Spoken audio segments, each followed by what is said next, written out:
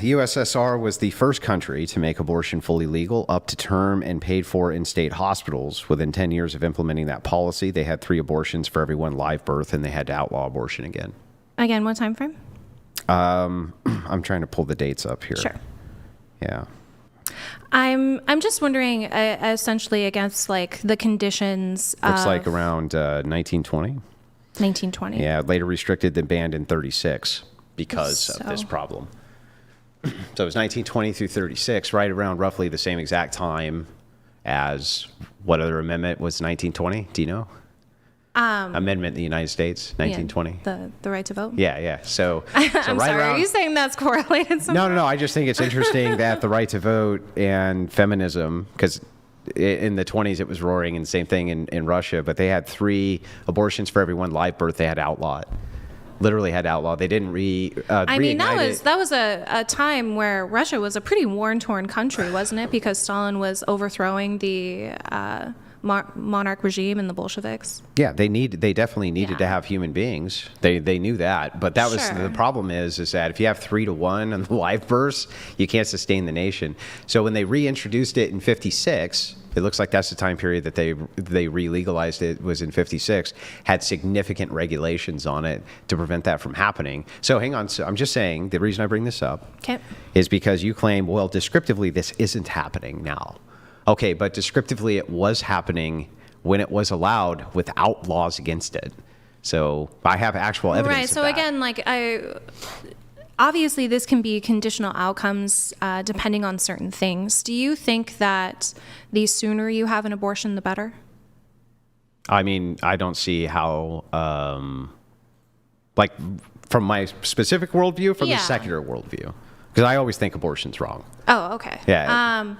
So that would be one of my argumentations, is that if you were having essentially a society to where medical access wasn't available, or it was at a high cost, then this could delay obviously your opportunity to get an abortion, which may cause it in later stages of pregnancy. Yeah, that's rare. What do you mean? That in later stages of pregnancy, you're going to have abortions, right? Isn't that what you said? No, it is rare because access is available. So I'm saying if it's happening later in pregnancy, it's most likely because there are times where access is not available. Yeah. Okay. So from your view, you're just saying, like, because you don't see a distinction, right? You just think life begins in some arbitrary point, like 24 weeks or something, tied in with consciousness or something silly, right? Something silly. Well, it is silly because you can't define consciousness. It's not a definable thing. I mean, do you think you have a subjective experience? Sure, but that's not defining. Subjective experience that's not made defining of? consciousness. What is that subjective experience made of? I have no idea. Do you?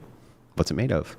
I think it's made of a lot of different components of things, but the fact that you recognize that it exists doesn't define what it is.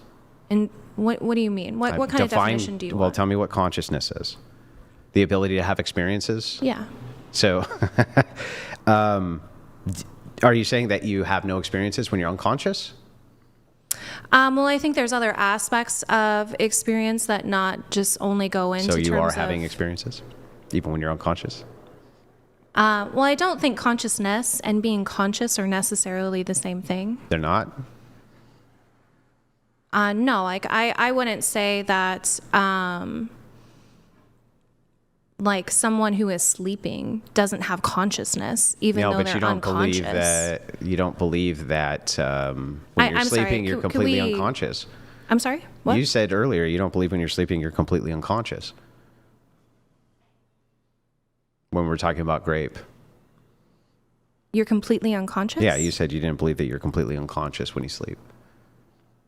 You are unconscious. That was my main tenet, is that you're having sex with someone who's unconscious. Yeah. Okay, so then if you're not unconscious, if you are unconscious when you're asleep, are you experiencing things when you sleep? Yes, you can still experience stimuli. Then how could you be unconscious?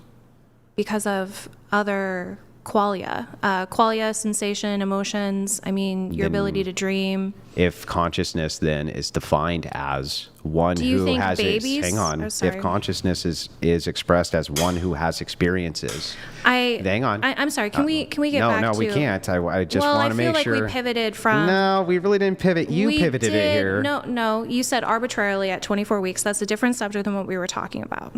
Yeah, but I just want to table that, but can I we want just to get finish back this to real the quick? 20. It'll only take 1 second. Oh, fine.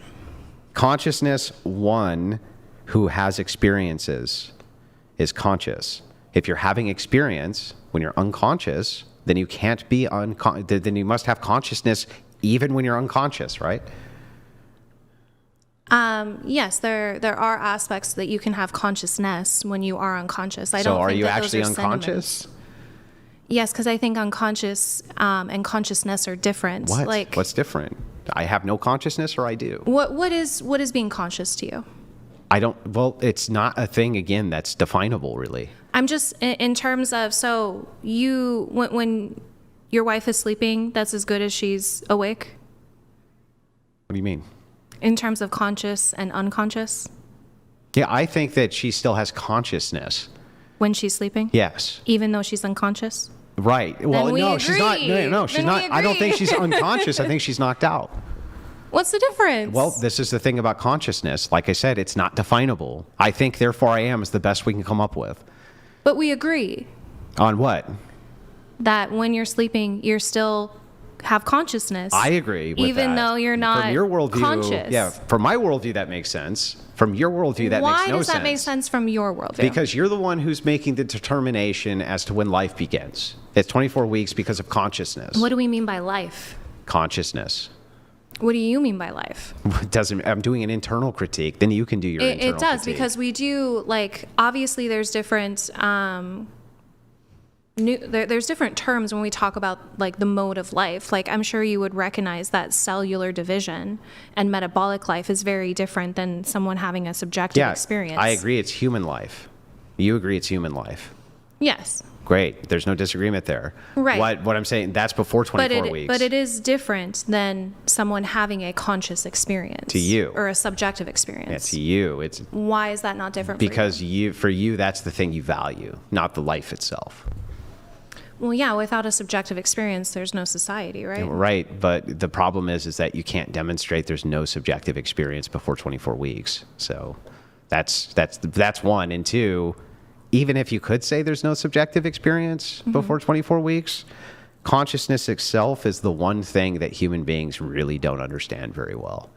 Okay. We just really don't understand it at all. So it's not easy to define. We don't know why we have it. It makes no real sense, right? It's a thing not well understood. So the reason I point out that it's arbitrary is because it's kind of impossible to prove that there's no subjective experience before 24 weeks in a fetus. It's just like impossible to prove that.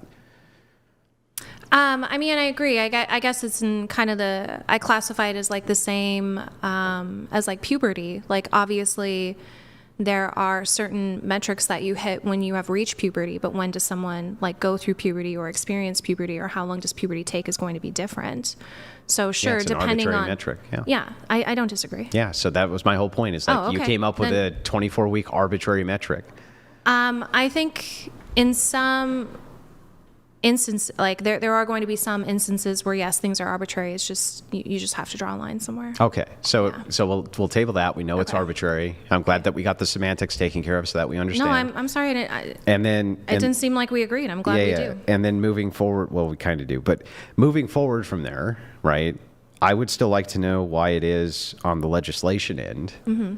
And then we can just move the topic because there's a bunch of them I want to get to, and we only have so much time. Sure. But I just want to we did spend a know lot on the when it force comes theory. when it comes to legislation, they did not legislate there, and it did actually descriptively lead to an increase in the number of abortions that happened. There was no regulation on it, and it was a 3-to-1 against live births. That's obviously very unhealthy for everybody. That's not good, right? So- Since I have the descriptive claim that already happened when there was no legislation, what would be your demonstration here? Like you see I don't in think Colorado. you've established like a causal that it. Well, without abortions, there wouldn't have been abortions. Yeah, that's pretty causal. Well, in terms of like what is the reason that people are terminating pregnant? So let me put Who it. cares why they're determined? I think that really is a huge assessment that we have to make in terms of if we want abortion to reduce. So if you and I are on the same goal that we want to reduce abortions, then having legislation against abortion does that. No, I would just say it just limits access to safe abortions. If we're going to actually pragmatically reduce abortion, I would say that we would want to prevent unwanted pregnancy, which would be through comprehensive sex health education, which would be through long-acting reversible contraceptives. So that would be one way to prevent it. If we're going to, when people get pregnant, give them more options to where they want to or feel like they have the capability to take care of another child, that would be things like access to health care, access to paid parental leave, access to subsidized daycare. Those things would actually meaningfully reduce abortion. So with legislation? Huh? So with legislation? It doesn't. It does. And you actually conceded to this in the first statement you made. So here's what you said. You said it limits your access to safe abortions. Do you think that if abortions are unsafe, more or less people will have them? If abortions are unsafe, more or less people will have them. More or less women will have them if they're unsafe? I think I don't. It's hard to gauge if it would be more or less, because I think someone Really? who has an abortion, I would say less women would have an abortion. Less, yeah. Yeah. So then necessarily legislating against abortions equals less abortions. It just equals, Less abortions. in some aspects, yes, and in others, no. No, in all aspects, yes. Because if there's one less abortion than there was yesterday, and there would ordinarily have been one more abortion today, if that would not have happened had you not legislated yesterday, then there is less abortion. Okay. Correct? Sure. Yeah, so then legislating does... It would really depend, because I think, like, obviously in Texas, there has been restrictions on abortion, and we just see people flee to other states. Where abortion's legal. And then also in Texas as well, I would argue that, like with the heartbeat bill, when it was 6 weeks, because people had such a short window to decide if they would want an abortion or have a child, that they erred on the side of caution and had an abortion. Yeah, but... So the legislation, in fact, increased abortions, because if people would have had more time. But what if there was no heartbeat bill and it was just... decided to actually carry the child to term. Well, here's my refutation of both those arguments. Okay. The first is, all that would do is signify to me that you put legislation at conception and don't give people an opportunity. Well, you're not pregnant at conception. Yeah, you can still make the legislation at conception. So then would IUDs be illegal? Well, no, just the conception of the pregnancy, whatever that is, right? Whatever you want to term that. Conception is different from... Okay, fine. Whatever the semantic distinction is, I'm just saying... It's not a semantic distinction. Okay. Were you confused about what I said? Yes. Okay. When does a woman get pregnant? Implantation. Okay. So whenever that is, whenever a woman gets pregnant, maybe I misspoke, whenever a woman gets pregnant, okay, you could just legislate right then and there. That's when life begins. You're not allowed to have an abortion. So you can legislate against abortion effectively before the 6-week marker. You could just say, nope, not allowed, period. Okay. Right?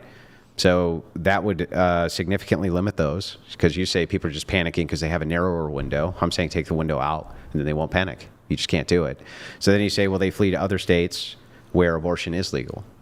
Okay, fair enough. So then if you made abortion illegal in those states, abortion would drastically reduce as well, necessarily. Sure. Yeah. So Sure. in both cases, it seems like we can greatly reduce abortion regardless of making it criminal. In fact, it's going to reduce. I would say that having a more pragmatic approach would be, number one, more effective, because we would see better outcomes.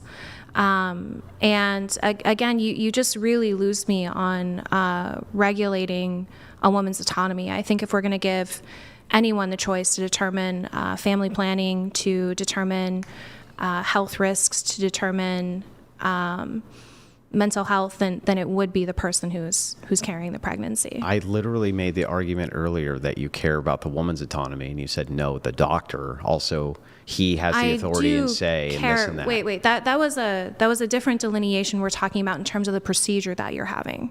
Which is an abortion. There's no different delineation. There's different abortion procedures. So I thought that's what we were talking about, because obviously if you're in the third trimester, there are different methods that you can enact in order to terminate the pregnancy. So when it came to that method, yes, obviously the doctor can have the authority on that. But when it came to the decision, yes, that is the patient. Yeah. Why shouldn't we be allowed to limit women's autonomy? Just like we limit men's autonomy by sending them off to war? I just don't see the justification for it. I don't see the justification for sending men off to war, but it is necessary. We agree on that. But it is necessary. I disagree. I don't think it's necessary. You don't? No. Okay. Got it. So then if your nation was invaded and men didn't want to fight, your nation gets taken over. That's that, right?